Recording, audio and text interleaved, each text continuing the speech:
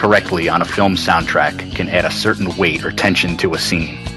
The End by The Doors adds that extra bit of menace to the beginning of Apocalypse Now, and Be My Baby gives Charlie's Dream in Mean Streets a blanket of ironic nostalgia. Even Randy Newman's hopeless burn on during the credits of Major League tells you something. Whoever these people are, they're going to be losers. Conversely, certain types of scenarios can give new power to a song you already knew, especially when it becomes a cliche. Those take on a bit of sensory baggage that they didn't fully have before. Hear the experience kick into All Along the Watchtower and you see a helicopter landing in a Vietnam jungle. And the first 9 bass notes of Psycho Killer put you on the generic rundown 1970s New York City slum street of your nightmares. It's probably a blackout too. David Fincher's Zodiac was the first time I can recall a song going from that first type to something akin to the second during a single film. As Hurdy-Gurdy Man played during the opening credits, I thought, this is a cool, creepy way to start a period crime movie.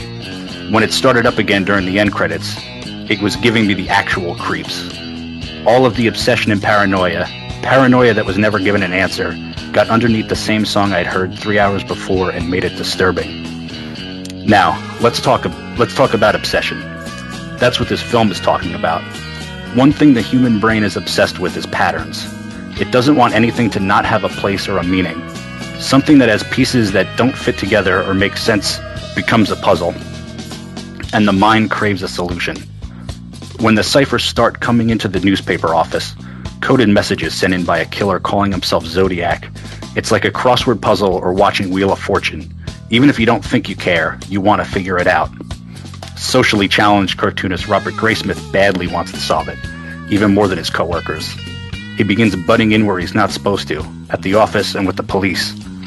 He not only abuses his power as a father by making his kids do his grisly research for him like a team of tiny legal assistants, he puts them in direct danger by making himself publicly known as the crusader who will finally solve this thing. The Zodiac knows where he lives. Knowing this, his wife very smartly takes herself and the kids out of there. The cops are obsessed with figuring this puzzle out too, but that's their job. Mark Ruffalo's Detective Toschi is even obsessed with animal crackers, but that's the film taking its theme a little too far. They can't figure out the puzzle though, and it drives them crazy. One of them retires because of it. The killer leaves few clues at his crime scenes, which are themselves scattered and seemingly random. Most killers kill a certain type of person or with a particular style. The Zodiac killings don't have a pattern, or if there is one, they would need Max from Darren Aronofsky's Pi and his pattern machine to figure it out. They have some clues and a good witness though. This guy knows a guy who said he was going to kill and his name was going to be the Zodiac. They visit this suspect, Arthur Lee Allen, who not only has a perfect murderer name but also matches many of the clues that they do have. He wears the brand of watch called Zodiac that has the gun sight crosshair logo the killer borrowed to use as his own symbol. He matches a witness's description and his boots match a set of prints found at one of the scenes. The cops are pretty sure that they've got their guy, and Allen knows this. Just about midway through the film, within minutes of the halfway point, Allen looks at the camera and says, "I'm not the Zodiac." But the audience knows, this is the fucking Zodiac. They search his house, but they can never find solid enough evidence to match up to him, and he is never brought to justice. Robert Graysmith keeps looking now. Paul Avery, the most infamous of journalists covering the story, gives up on it after being directly threatened for his reporting, and seems also to give up on living, becoming a drunken recluse. The police closed the case after a few years. Even the Zodiac seems bored of the whole thing for a while, because the puzzle stopped coming. But Graysmith is still on it. He's the one to realize that the long gap between notes from the Zodiac coincides with Arthur Lee Allen being in jail on an unrelated charge. Graysmith winds up writing a book on the case, the one that becomes the basis for the film itself. He stopped drawing cartoons long ago. The film itself even gets in on the obsessive problem solving. There's a scene at the end of the film in which Robert Graysmith tracks down Arthur Lee Allen, now working at a hardware store. He goes in and talks to him just long enough for Allen to realize who Graysmith is and to know that he still knows that he is the Zodiac. The shot of Allen's face turning from retail service friendly to fully menacingly aware would have been a beautiful last shot of the film. But in what I feel is one of the few flaws of the film, they cut from there to 10 years later, when one of the surviving victims identifies Allen as the killer from a series of photographs. If only the filmmakers had had the restraint to let the puzzle of the film itself remain unsolved. Yeah. Good job, Jeff. Thanks. Yeah, that was a really good one, man. You're definitely coming into your own here, man. That's really good. That's good stuff. There's no doubt about it that Fincher, and he's going on Graysmith's book and his experiences, and there's no doubt about it that the film is telling you that they believe, as well as Graysmith and other people, including the police at the time, thought that it was this Arthur Lee Allen dude. It is, I mean, all the evidence that I'm gathering throughout the movie, and again, it's a movie, points in his direction. So, I mean, now here's the thing: does Fincher here? How can I say this? Does he make it like this is an indictment of Allen, or is it? Does he take all the evidence here and still let the viewer, decide on whether it could be him or not? Or do you think it's an indictment? I think it's an indictment, but it's also he's also kind of showing you the impotence of the law when they don't have the right stuff to like. Right. You're as frustrated as the police are, who know who this person is, and they can't do a thing about it because they didn't find the guns. Right. And that's what it is. I mean, especially at this point, in history, I mean, it's really hard to pin a crime on somebody. Yeah. Without having probably, you always want a murder weapon, obviously, but in today's world, there are other things that are just so I mean, just scientifically dead on that you could convict someone. Yeah. Probably without a murder weapon. Yeah, like back then it was easy, they came and saw him at work, so he had plenty of time to get rid of those two guns that they were looking for. Yeah, right. Exactly.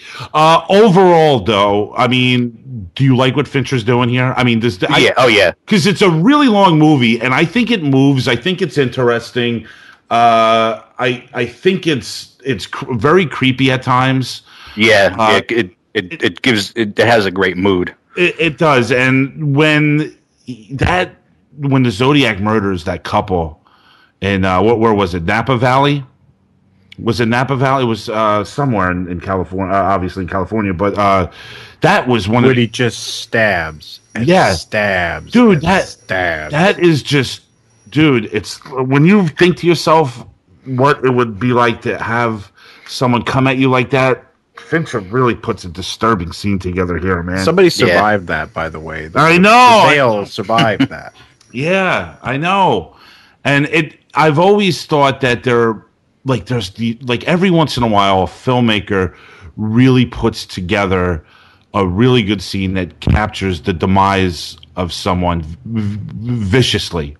And Larry Clark does it in Bully brilliantly. Like, I think when they kill the bully in Bully, this scene is just so real and so disturbing that you really feel like you could be dying yourself.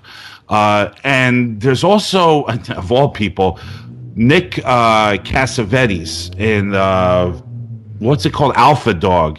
That scene at the end where they kill the kid is really disturbing like that too, where you feel like you're dying. And it's a really hard thing to put on screen. And I think that Fincher ranks right up there with the other two directors that I just mentioned as far as capturing something like that on screen. And that to me is just really awesome. But there's one, I'm sorry, on the subject of disturbing, like, real deaths, like that really like sink in that like, this isn't just like this is a movie, but like it's based like murder is a real thing. Like I don't know if any of you guys have seen Ty West's House of the Devil. No, I haven't. It's fantastic. Yeah, it's a great movie. Yeah, and like I like it. It's like a real cool. Like has a real cool look to it, and like the story is like real far out and crazy, but. Like Greta Gerwig drops off the girl at the mansion, and she's like driving. Sorry to spoil this for anyone who hasn't seen it, but she's the best friend of the girl who's going to the house that's like where the weird cult stuff is going on. But the very mentally ill son follows her into this graveyard. Like she pulls over, he had cut her brakes, and he's like, he thinks that he's this girl escaping, but she's like, oh, I'm not. That my best friend, my friend is still there, and he just shoots her in the face, like just flat out, like and you're like, I've like thought about it. It's very disturbing, you know.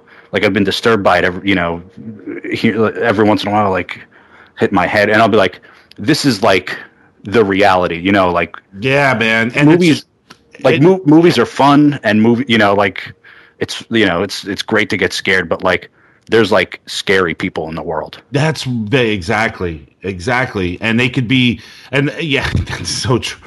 And they could be as common as you and I, and that's what the weird thing about Bully and Alpha Dog to me is that they're just these kids that you could see on the street, and yet they're performing this act that's so horrible, and then the director just has this really great eye on how to make the viewer feel like they could be going through something like that. I mean, it's a rarity that that a filmmaker can capture this, and it only happens once in a while. And I really think that Fincher does it here in Zodiac, because that is one of the creepiest, most disturbing, most gut-wrenching scenes I have ever seen put on film. And I really, if you want to obviously move your viewer, man, he moved me to places I never want to go in that scene. And it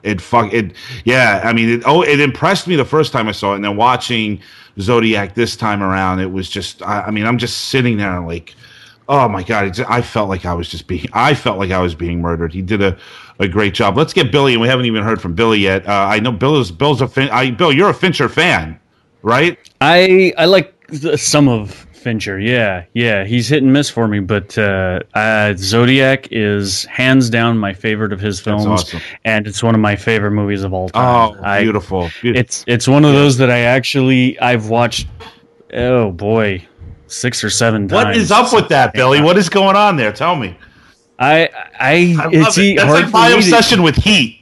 Like, yeah, it is my Heat. Yeah, that's for sure. It's hard for me to put my finger on it, and I think that's part of the reason that I like it so much. Is that awesome. There's a mystery, there's a mysteriousness under the surface that doesn't reveal itself, doesn't give itself away like a cheap a cheaper serial killer movie would definitely be about the I don't know, whatever serial killer movies are about. But yeah, when I first saw it, I was sort of let down a little bit because I was expecting Seven, The Return, and it's definitely not Seven. It's not it's not a gore fest. It's not a carny show.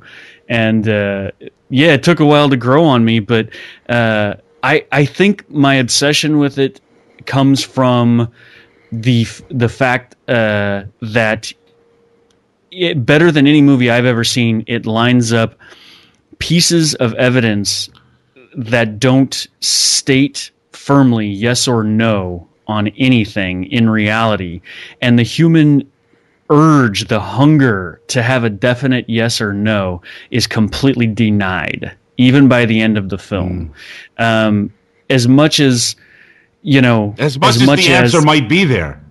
Well, for those who haven't seen the movie, obviously we throw spoilers out nonstop, but the last scene in the movie is the first guy who saw the Zodiac Killer putting his finger on, the picture of Lee, whatever that guy's name is. What is his name? David Lee Allen. Arthur Lee Allen.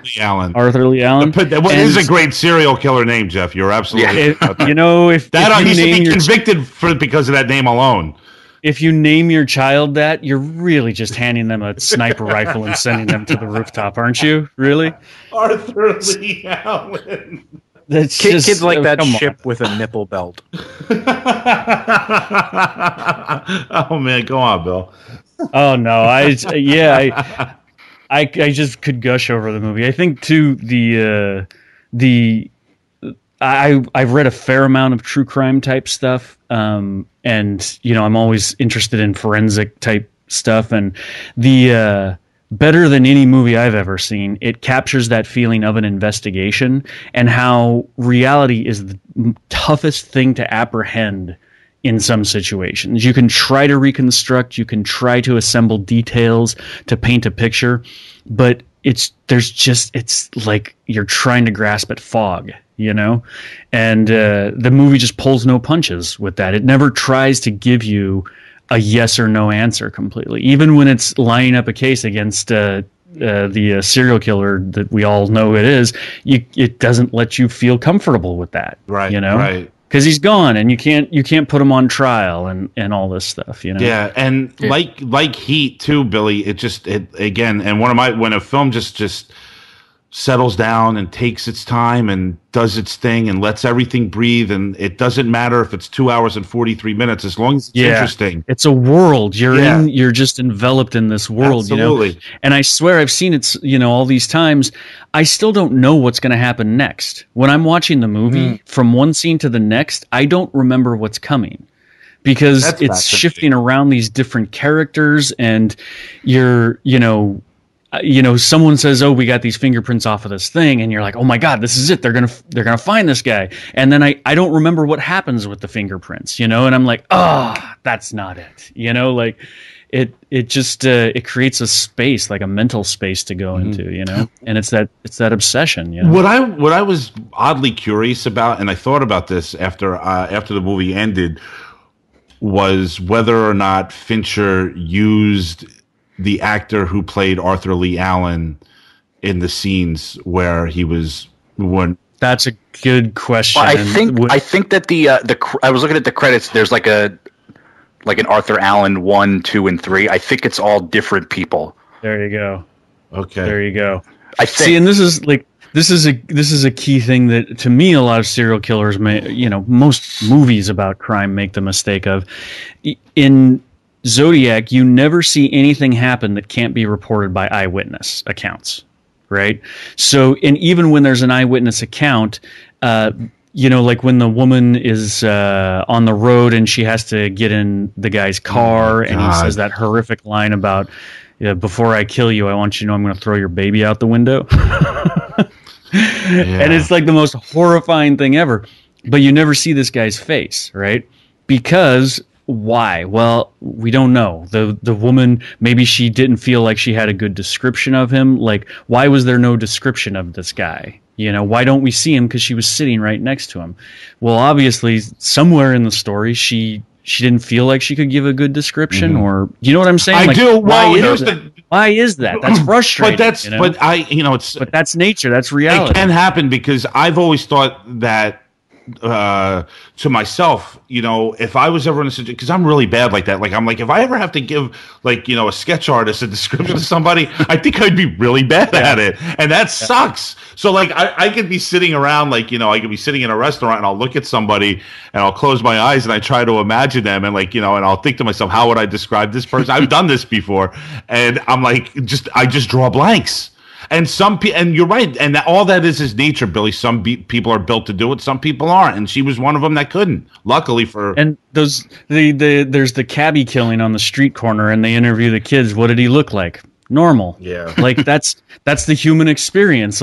We are really piss poor tools for apprehending the reality around us. Our memory is flawed, our eyesight is flawed, and we have all these tricks that we've developed to try to apprehend reality, but it's something that just will slip through our fingers every time. There's something that I noticed that I really loved about that him stopping with the girl on the side of the road, where when he says that, "Oh, your tire is loose." And they show the shot of him in the mirror, and it looks like he's tightening it because of the because of the reverse angle, of the mirror, I thought that was awesome. That was great. Yeah, totally. And that scene is great horror 101. That is a really fucking creepy ass scene. I mean, when she gets back in the car after he's like, all right, all done, and then she starts driving and it breaks apart, and it's just like, oh my, that's the sense of dread. It's right out. It's horror 101. It's done well. It's like really done well. It's really and it's and like there's that trust or that lack of confidence in yourself where you're like that car seemed fine. But she's like, oh yeah, I mean, this guy, this man. Yeah, he's able to convince her that there's something wrong with her car. Yeah, I better let this man fix it because he knows more than I do. Well, in the '60s, that's true. Yeah. Oh man. Yeah, it's like that's some Mad Men shit. Right. Jesus Christ. So, Dave, interesting stuff here with Zodiac and Natural Born Killers. Like your overall feeling about Zodiac, I'm assuming is positive. You assigned this to us, and you didn't go. It was so funny because in our show notes, Dave was like, "Well, I could have gone with network and broadcast news, and I think a couple others he mentioned." Dave, why? What gave you this gut feeling with to go with Zodiac instead of those other status quo media films? I think because I was interested in looking at how media and entertainment intersect. Mm-hmm. And all of these movies are ultimately about an intersection of entertainment and media, and how the media handled that, right? And how the media either was, well, for the most part, was corrupted by it, right? Mm-hmm. And how that the corrupting influence of entertainment and the corrupting influence of fame and all the ego involved in all of that, that's, I think, a recurring theme in all three of these films to some extent anyway, or at least to the extent that you have the media getting perhaps more involved in a story than they ought. Do you think in this one, as opposed to the other two, the media, they're a bit more helpful here? Oh, for sure. I mean, there's no question. It's almost they're almost heroic in a way, as opposed to the other films. The Wayne Gale persona is a big time exploiter. But this is an immature media that we're talking about. This is a relatively immature media. This is this is a media that's also the platform that the Zodiac is using to make himself famous, right? Yeah. I mean, they're amplifying his message, right? And doing so at his behest, right? So it's, in a way, they're carrying out the work exactly the work he wanted them to. It's kind of interesting because you can't not report on it, but the very act of reporting on it is amplifying something you maybe don't want to amplify. Yeah. And their conversation about whether to run the letters in the paper and putting him on that evening talk show or whatever. Yeah. How it's no different than News Today running ISIS videos. Absolutely, it's the exact same. No, but today on the videos, at least they would have like 50 years ago. At least there was a discussion on whether it's health. No, I don't think it's changed that much, and it hasn't changed since the invention of media in general. I mean, I always tell people, if you think today is fucked up, just go back and read about Hearst and Pulitzer. I mean, Hearst invented the Spanish-American War to sell papers. Like, you just can't get more fucked up than that. I hear you. But the media changes, but the motives don't, for sure. I hear you. I'm with you on that, Billy, 100%. But I think that today, it's just, I don't even think there's a discussion with something. I think they would just. Well, there's been a lot of. I mean, look, a lot of people have. There's been a lot of discussion about whether or not to show the Charlie Hebdo covers or show the Muhammad cartoons, and there's been a lot of debate over whether we should be printing these things. I mean, if we're going to print stories and talk about these things, we should at least see what we're talking about as at least one half of the argument. And the other half of the argument is, are we just inflaming people for the sake of inflaming them, right? So what is the correct thing for a free press to do, right? What is the right move there? And that tension is a tension I hope is always challenged. Like I hope it's always there. Yeah, damn well should be challenged. Yeah, like it should be a constant challenge. It should be constantly the reason not to print something should be so glaring and obvious. You know, it should be, well, of course you wouldn't print that. And I think as soon as we start getting anything really more nuanced than that, we're going in a direction that we probably ought not to. And it's important to keep in mind that the vast majority of news outlets the world over have not printed the Charlie Hebdo covers and have not printed the cartoons of the Prophet, and and are not in large part taking the kind of risks that involves, and not to harp on the anti-Muslim thing or anything like that. Those are just the thing. Those are things that are happening currently right now. Right, it's huge, yeah. Right. So I mean, if we're serious about reporting on these things, if we're all, I mean, because all the world's media outlets are publishing stories about these things. If we're serious about talking about them,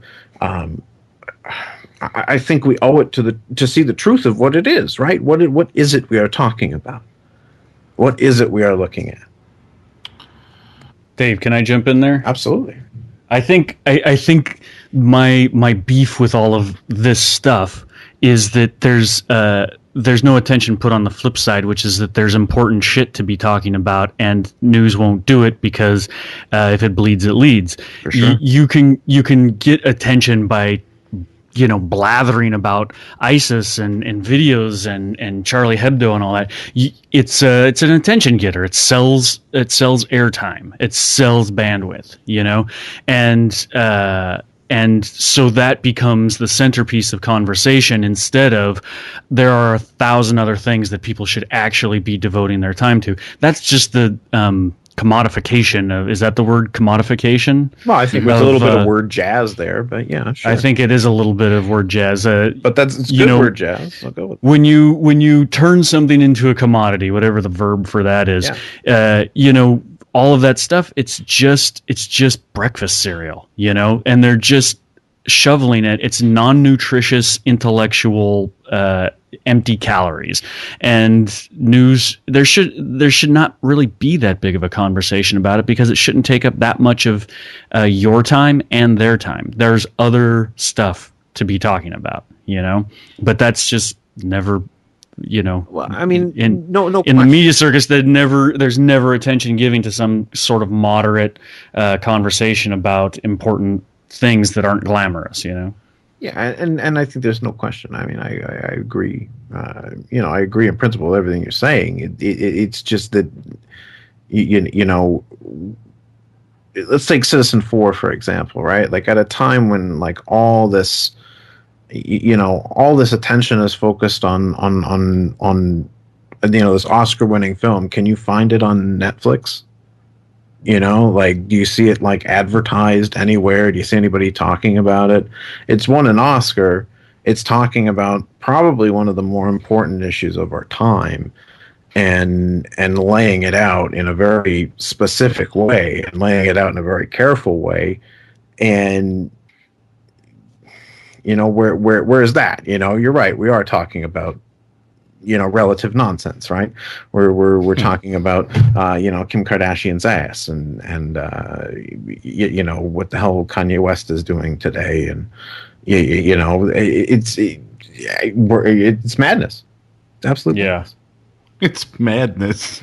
Well, it is. The world is fucked. I'm mad as hell, and I am not going to take it anymore. But this is, I mean, this is what happened, right? Like this is what happened when media became a race to the bottom, right? When the whole thing became a fucking race to the bottom, and when we decided to turn our backs on all of that stuff, when we decided to just say, okay, you know what, we're no longer interested in something that looks like an actual fourth estate and something that actually has those principles.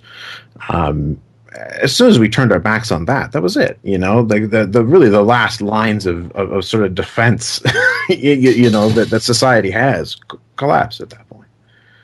and now this is what we have. We have this insanity. And it all started with Zodiac. Yeah, it did. and incidentally, Dave's like, yeah, it did. Yeah.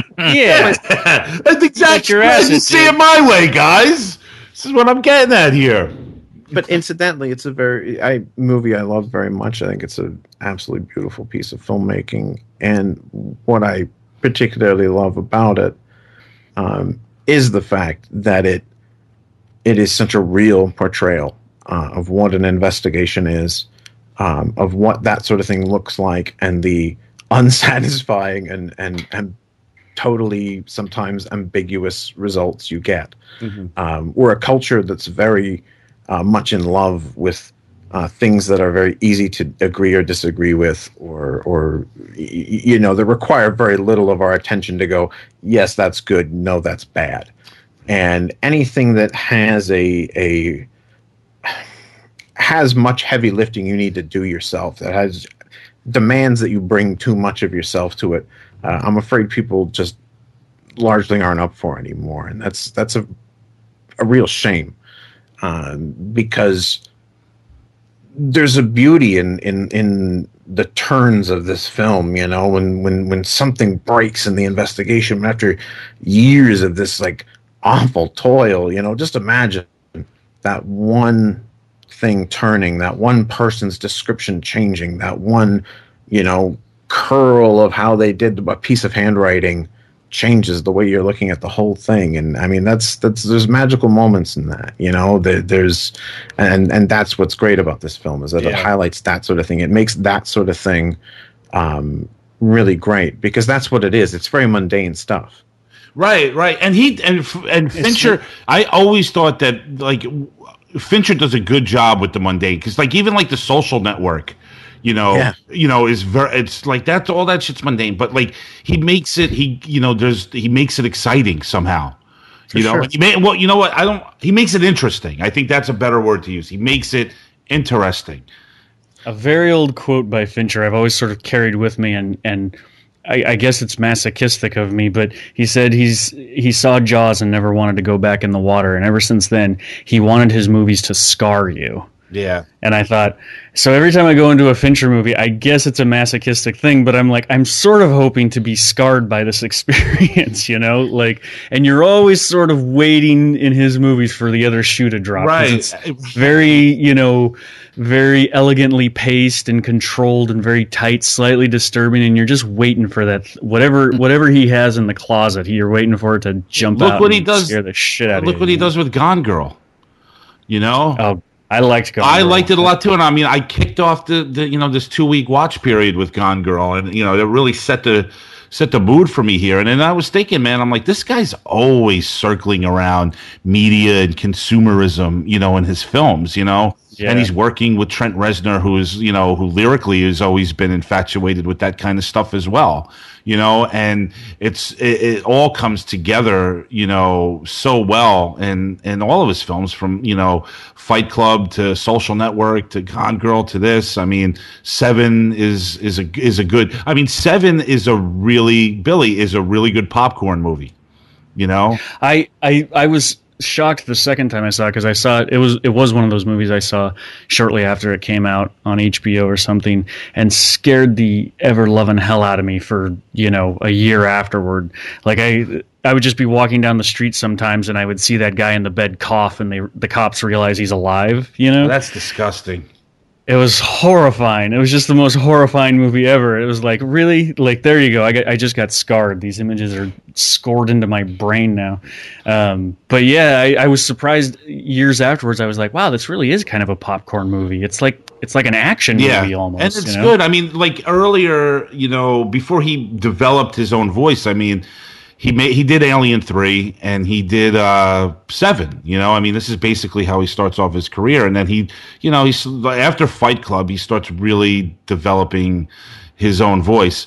Panic Room is kind of obviously a popcorn movie, but an entertaining one at that. So, I mean, like I said, with Dave before, it's like I like how when he's really doing personal stuff, like he could make the mundane seem interesting, and that's a really hard thing to do on film. And if there's anything you could applaud David Fincher for, is that he's definitely interesting. I mean, even how what's that in his production designers, right? I mean, like the production design, right? Just is he has a style. It allows him to get away with that, right? It allows him to make, because I mean, look at all the mundane objects that are now sort of artifacts to us. These giant cameras and these big phones, like these are now, to our generation, to the current crop of people coming up, these are foreign items. These are bizarre relics from some long lost era, right? So they look so fucking cool on screen now. It's like, wow, look at that.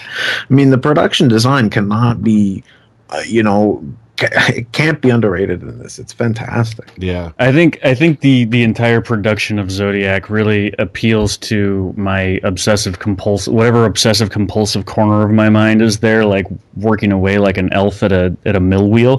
It's like the detail of everything in this movie. I mean, the writer and producer spent a year and a half doing research, contacting the actual people who were involved in this, and just 1,000 little things to make this world feel like you're there, I agree with that. Dave, like you're saying, the phones and the clothes that I know they used fabric from the 70s in the clothing. Even Ruffalo's bow ties. Oh, the bow tie! Oh my god! But yeah, even like doing bow ties, like doing stuff on green screen too, just to because they couldn't get that street, so they had to make it exactly that street. Yeah, it's fascinating. I was even right off the bat with Zodiac, and you're so right, guys, about his production design and just every little detail. I mean, I was just impressed when that couple at the beginning, they're driving down their neighborhood street, and it's kind of moving slow, and the camera's moving along with them, and you could just see you'll see there was just one part where it was in between two houses, and there were these kids just playing and jumping rope in the background. Yeah, and it's way in the background. Yeah, and it's attention to detail. Yeah, it's just crazy because it's the 4th of July and people are out, and he doesn't miss a beat. I mean, so many filmmakers they wouldn't even care to put that, just to even do something like that. It's just weird that I notice things like that, and I'm impressed with things like that.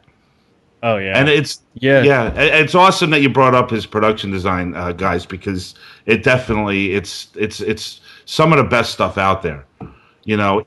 How do we feel about the Facebook movie? By the way, just sidebar. I'm curious. I'm a huge fan of it, Billy, and it's it's something I put on once a year, and I watch from beginning to end so far. I saw it in the theater. If it's on, if I'm having one of those nights where I'm, on the couch and just scrolling along the channels and Social Network is on, I pop in. I'm in there. I really like it a lot. I love the performances. I love just the coldness that Fincher displays with these Zuckerberg character. Just that cold.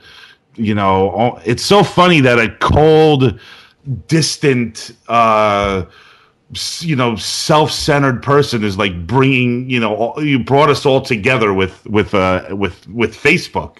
It's. I thank him every day for it. It's just, but do you understand what I'm saying? It's not a people person. Yeah, and the fact that this is the man that put this together, it just really fascinates me. And that character anyway. Who the fuck knows what the real Mark Zuckerberg is? That character in the movie, yes, of course, yeah. Like I said, the way Fincher put together, as channeled by Aaron Sorkin. As channeled by Aaron Sorkin, exactly. I like Aaron Sorkin. Me too. I really do. I like his writing. But the guy has a POV, right? And it's always there. So what you're always getting with him is Aaron Sorkin, right? So you're not getting, he is a little bit like you can feed information in one end and out the other end you get a Sorkinified version of it. Absolutely. Sorkinified. Yeah. There's the Sorkin version. You heard it here. The Sorkenberger. Yeah, definitely. Hey, listen, I just want to remind everybody, too, if you're into David Fincher and you like what you heard and you're checking him out like we just did, he's the executive producer on House of Cards. Season 3 is up on Netflix. I highly recommend it. All 3 seasons are fantastic, and I really enjoyed my lazy binge watching of Season 3 of House of Cards. Spacey's great. And you want to, again, his production design people on House of Cards are, it's just an extraordinary journey into American politics. So check out House of Cards. Guys, I think I'm going to wrap things up. I want to thank Billy Barassa, Dave Pace, and Jeff Schreck. You all did a fantastic job the last couple weeks. It was a real blast. The Cutting Room Movie Podcast is brought to you by Christiana Productions and New Media Limited. The show is edited and co-produced by Joseph Schreck and produced by Thomas Detloff and Joe Christiana. We'd also like to thank our associate producer. We have an associate producer, Bill. We now have an associate producer on the show. We'd also like to thank our associate producer, Jeremy Garcia of Dartboard Cinema. You can like us on Facebook at the Cutting Room Movie Podcast and follow us on Twitter at Cutting Room Podcast, TCRMP1. You can also follow me on Twitter, Thomas Detloff, at TCRM Podcast. We are now on Instagram. You can go check the Cutting Room Movie Podcast out on Instagram. You can also check out Joe's film work at ChristianaProductions.com. Max and Adam's Bowler Hat Productions and their Mimosa Podcast show, Max Cook and thecounselor.com. And check out Max Cook's new blog at maxcookuncorked.com. Music from the Cutting Room is done by the Zillatones. Check them out at www.thezillatones.com or search for the Zillatones at ReverbNation.com. This wrap-up is turning into a show of its own, Tom. We'll be back. Thanks, Billy. We'll be back next week. We're going to be doing a punk rock themed show over the next couple weeks. I'm going to be giving you my introduction to the film CBGB. Until then, we are over and we are out. Ciao.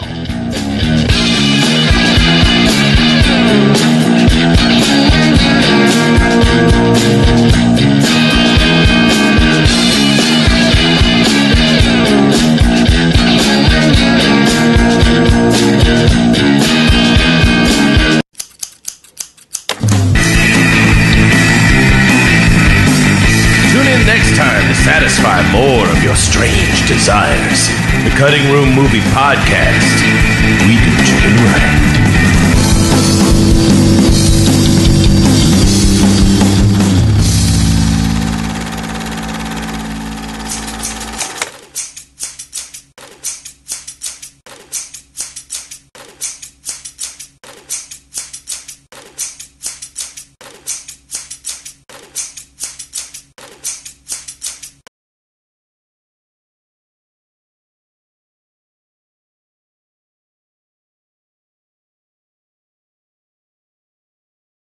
They visit this suspect, Arthur Lee Allen, who not only has a perfect murderer name, but also matches many of the clues that they do have. He wears the brand of watch called Zodiac that has the gun sight crosshair logo the killer borrowed to use as his own symbol. He matches a witness's description, and his boots match a set of prints found at one of the scenes.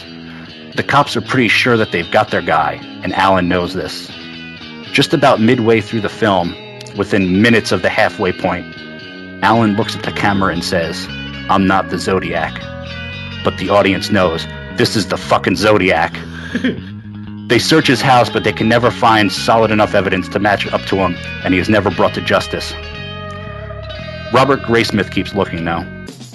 Paul Avery, the most infamous of journalists covering the story, gives up on it after being directly threatened for his reporting, and seems also to give up on living, becoming a drunken recluse.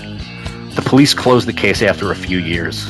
Even the Zodiac seems bored of the whole thing for a while, because the puzzles stopped coming. But Graysmith is still on it. He's the one to realize that the long gap between notes from the Zodiac coincides with Arthur Lee Allen being in jail on an unrelated charge. Graysmith winds up writing a book on the case, the one that becomes the basis for the film itself. He stopped drawing cartoons long ago. The film itself even gets in on the obsessive problem solving. There's a scene at the end of the film in which Robert Graysmith tracks down Arthur Lee Allen, now working at a hardware store. He goes in and talks to him just long enough for Alan to realize who Graysmith is and to know that he still knows that he is the Zodiac. The shot of Alan's face turning from retail service friendly to fully menacingly aware would have been a beautiful last shot of the film. But in what I feel is one of the few flaws of the film, they cut from there to 10 years later, when one of the surviving victims identifies Alan as the killer from a series of photographs.